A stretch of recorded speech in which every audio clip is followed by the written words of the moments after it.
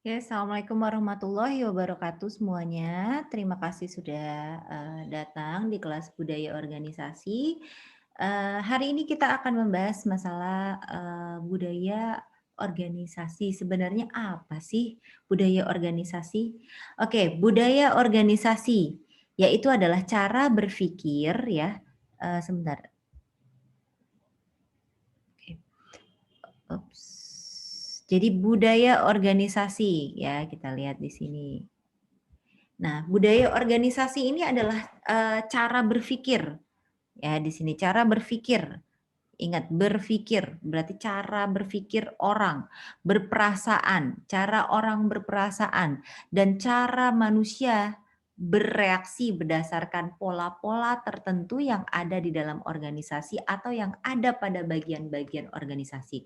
Berarti siapa yang berpikir, siapa yang berperasaan, siapa yang bereaksi adalah orang-orang yang ada di dalam organisasi siapapun itu, ya baik dari bawahan sampai atasan bahkan, istilahnya, dari jabatan-jabatan yang istilahnya tidak,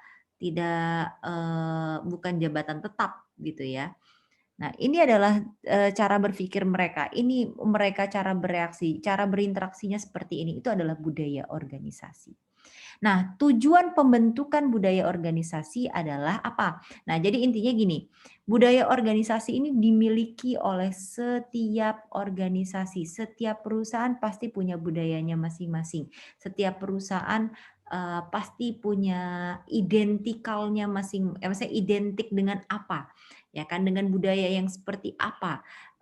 Dengan perilaku orang-orang yang bagaimana, dengan cara berpakaian yang bagaimana. Nah, mereka ini tentunya, menjadi, apa ya, kayak cermin bagi masyarakat sekitar. Nah, tujuan dari pembentukan budaya organisasi apa? Kenapa kok perusahaan harus punya budaya organisasi?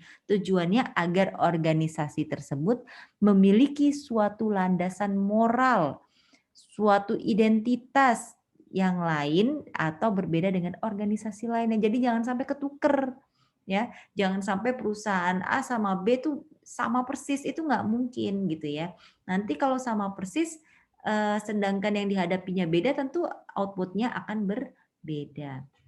Nah, fungsi dari budaya organisasi adalah yang pertama, menentukan peran yang membedakan organisasi yang satu sama lainnya. Tentunya organisasi satu dan yang lainnya itu pasti berbeda. Yang kedua, menimbulkan dan merangsang perasaan ikut memiliki identitas bagi para karyawan. Ini penting banget. Ketika organisasi itu punya budaya, otomatis karyawannya mau nggak mau ya harus mengikuti budaya yang, tempat dia bekerja gitu ya. Cara berpakaian, berbahasa, berperilaku, berperasaan, cara bekerjanya pun harus sesuai dengan apa yang dimau oleh organisasi tersebut. Nah, sehingga dengan kita mengikuti, kita sebagai karyawan mengikuti budaya organisasi di perusahaan tempat kita bekerja, maka, eee, karyawan itu sendiri pun jadi memiliki tanggung jawab yang besar, sehingga itu bisa paling tidak meningkatkan, eee, apa namanya, produktivitas dari karyawan itu sendiri. Yang ketiga, mengutamakan tercapainya tujuan bersama dibandingkan sekedar kesenangan individu. Nah, jadi kayak lebih, mmm apa sih namanya, berkelompok gitu ya. Gimana caranya organisasi ini maju gitu ya. Jadi ngomonginnya organisasi bukan, gimana caranya saya agar mendapatkan banyak uang di organisasi itu. Nah, itu bukan seperti itu. Ya, menjaga stabilitas sosial organisasi. Nah, ini juga ya. Jadi kita jaga stabilitasnya, kita jaga, hubungannya gitu ya antar karyawan dan atasan, atasan dan bawahan, ya, antar seluruh pekerja di perusahaan tersebut dengan masyarakat sekitar. Nah, peran budaya organisasi. Nah, ini banyak manfaatnya. Jadi budaya organisasi ini sendiri, punya perannya. Perannya terhadap organisasi ada ya, peran terhadap organisasi ini ya pembentukan-pembentukan perilaku tadi, ya kan. Manfaatnya apa? Manfaatnya bisa meningkatkan produktivitas, meningkatkan rasa memiliki, ya kan, meningkatkan, apa namanya tuh, kemampuan sosial gitu ya. Nah, kemudian ada terhadap pengembangan organisasi. Nah, ini orang-orangnya menjadi ketika ada budaya, ketika merasa memiliki, otomatis dia merasa ingin, perusahaan tersebut berkembang gitu ya. Terus pengembangan SDM juga ya dari attitude-nya, terus pengembangan usaha. Nah, ini untuk kedepannya seperti apa ya produk-produk baru, lebih inovasi orang-orangnya. Terus kemudian manfaat terhadap pelanggan, ini juga ya meningkatkan customer service karena tadi punya satu tujuan yang sama, punya budaya yang sama dan merasa memiliki perusahaan tersebut. Nah, iklim organisasi sebagai lingkungan manusia di mana pekerja dalam suatu organisasi melakukan kegiatannya. Nah, ini kayak ya iklim kalau kita tahu apa winter, summer gitu ya. Nah, fall itu adalah iklim lah ya istilahnya kalau eee, apa nama cuaca gitu ya, apa namanya, aduh kok, ini, ya itu pokoknya. Terus jadi, nah iklim dalam organisasi ini tentu ada yang namanya kayak apa ya, pemimpinnya, gimana pemimpinnya nih ya, gimana kualitas pemimpinnya, gimana iklim lingkungannya, gimana gaya kepemimpinannya. Nah, hal ini menghasilkan ciri-ciri budaya suatu organisasi. Jadi, apa yang menjadi budaya organisasi itu ya ditunjukkan dari kualitas pemimpinnya, dari lingkungan kantornya, dari gaya kepemimpinan si pemimpin tadi, ya kan. Nah, sedangkan faktor iklim dari suatu organisasi itu bisa dilihat dari struktur yang ada dimiliki perusahaan tersebut. Karena strukturnya itu beda-beda gitu ya, setiap perusahaan tuh beda-beda, jabatan, nama jabatannya, ininya, tugas jabatannya itu beda-beda. Walaupun mereka sama-sama misalnya produksi kertas, tapi beda beda strukturnya beda lagi iklimnya. Warmth and support dari karyawannya, dari atasannya. Nah, mungkin ada atasannya yang kurang suka bawahan, nggak support jadinya gitu kan. Nah, ini iklimnya seperti apa. Nah, hal inilah yang mendukung budaya suatu organisasi juga. Responsibility-nya dari karyawan tersebut, nah reward yang didapatkan, kira-kira bonus-bonusnya, konflik yang ada, yang terjadi. Nah, ini adalah iklim ya. Apa aja standar yang perusahaan tersebut terapkan, organizational identity-nya, identitas organisasi tersebut apa, ya kan. Misalnya, wah ini adalah perusahaan muslim misalnya nih ya, perusahaan muslim. Nah, itu identitas gitu. Nah, risk taking dari si pemimpinnya. Jadi, hal ini tercakup pada kualitas pemimpin, lingkungan, dan gaya kepemimpinan. Inilah yang akhirnya melahirkan budaya. Oke? Jadi budaya itu ya gimana nih mau lihat budaya organisasi perusahaan A gitu ya, kita lihat aja ini, kita lihat ininya ya, ini dan ini. Secara garis besar tuh ini dan secara lebih mendetail lagi tuh kita bisa lihat ini.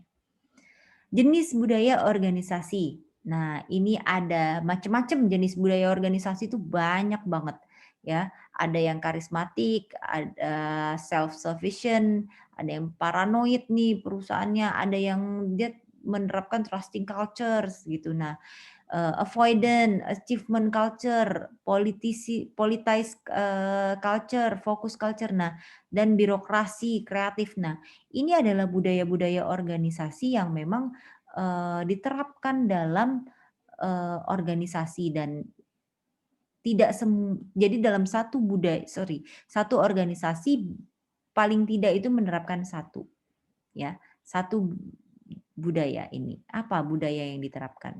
Ya kan, kadang-kadang ada juga yang 2 gitu ya, kombinasi gitu.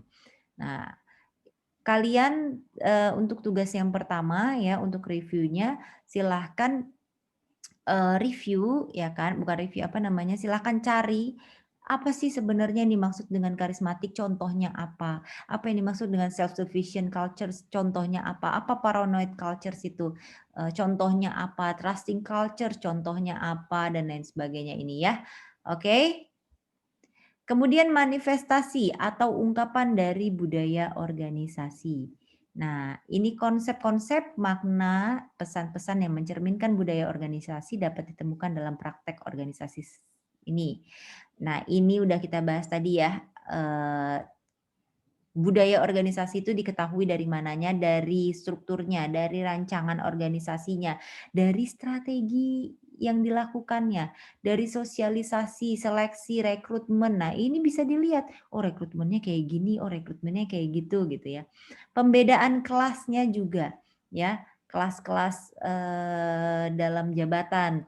Ideologi, nah ideologi ini penting ya, karena setiap perusahaan itu punya ideologinya sendiri-sendiri gitu ya. Nah, ini mencerminkan budayanya. Terus mitos-mitos yang terjadi. Nah, mitos-mitos ini misalnya kayak dan simbol-simbol ya. Jadi apa namanya? eh sorry. Ya, tadi mitos-mitos ini ya gimana cara dia bekerja gitu ya, gimana dia, berprestasi di dalam apa namanya tuh, di dalam perusahaan tersebut. Nah ini, termasuk dalam, kaitannya hal itu gitu, oke. Nah, mitos-mitos dan simbol-simbol ini adalah kayak misalnya lagi, bisa dijelaskan sebagai kayak apa ya, saya kok susah menjelaskannya. Jadi kayak, ya, pengaruh-pengaruhnya, terus, gimana cara mengerjakan A, terus simbol-simbol, eee kayak apa sih, bisa dibilang, eee alur. Nah, alur-alur pekerjaannya itu bagaimana. Nah, ini ya harus diketahui. Oke. Terus kemudian bahasa ya. Ya bahasanya juga harus dipahami ya bahasanya. Terus ritual dan seremonialnya. Nah, ini harus tahu ulang tahunnya kapan, kadang ulang tahun perusahaan itu didirikannya kapan, terus ritual-ritualnya misalnya biasanya kalau di beberapa kantor harus ada apel pagi jam 7, nah kayak gitu. Oke? Nah, budaya adaptif, apa sih yang dimaksud dengan budaya adaptif ini? Jadi, kalian tadi ini jadikan pertanyaan kedua, untuk reviewnya, ya, apa yang dimaksud dengan budaya adaptif? Nah, kira-kira, eee, apakah budaya adaptif ini, mmm, akan berpengaruh gitu ya terhadap, apa namanya tuh, keberlangsungan kesuksesan dari sebuah, organisasi gitu. Oke. Nah, macam-macamnya apa, budaya adaptif itu macam-macamnya apa, gitu. Ya, jadi, karakteristiknya apa gitu ya, jadi apa yang dimaksud dengan budaya adaptif ini. Oke, ya paling itu saja, untuk budaya organisasi ya. Jadi memang budaya organisasi ini adalah sebagai dasar dari seluruh konsep-konsep, organisasi, baik organisasi itu sendiri maupun individu yang ada di dalamnya. Karena ketika sudah ngomongin budaya pasti itu udah kayak langsung link aja ke yang lainnya gitu.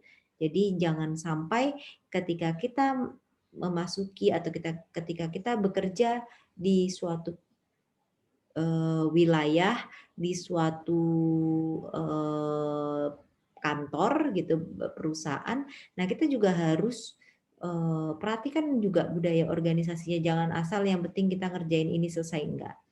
Nah, ada juga kasusnya, misalnya saya bekerja di perusahaan A.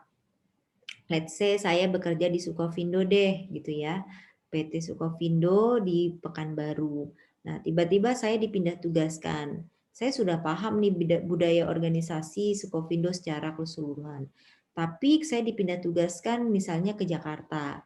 Nah, di Jakarta apakah sama budaya organisasinya? Yes, kemungkinan besar akan sama. Tapi budaya organisasi yang dijalankan oleh perorangan bisa bisa bermakna lain. Dalam artian bermakna lain, ketika di Pekanbaru budaya organisasinya, ya agak sedikit lain lah, tapi tidak 100% beda. Di Pekanbaru misalnya budaya organisasinya itu lebih kepada, wah ini jamnya fleksibel misalnya gitu ya di Pekanbaru. Jam kantornya tuh bisa fleksibel, tapi kalau di Jakarta itu strict ya, itu kan kita harus pahami walaupun kantornya sama gitu. Nah, ternyata juga wilayah dari perusahaan tersebut juga mempengaruhi dari budaya organisasi. Ya, dari bahasanya ya, bahasanya juga harus disesuaikan. Jangan sampai kalau di Pekanbaru kalian bahasa Minang, terus tiba-tiba kalian ke mana namanya, ke Semarang misalnya dipindah tugaskan ke Semarang, tiba-tiba kalian pakai bahasa Minang, pusing orang semuanya. Malahan orang jadi, "Apaan sih nih?" Gitu kan. Nah, itu ya. Oke, jadi, itu saja, silakan kerjakan reviewnya, boleh hari ini lebih baik dikerjakan ya kan, di-submit atau nanti saya akan kasih sampai akhir minggu, jadi boleh kapan aja di-submit ya. Oke, terima kasih. Assalamualaikum warahmatullahi wabarakatuh.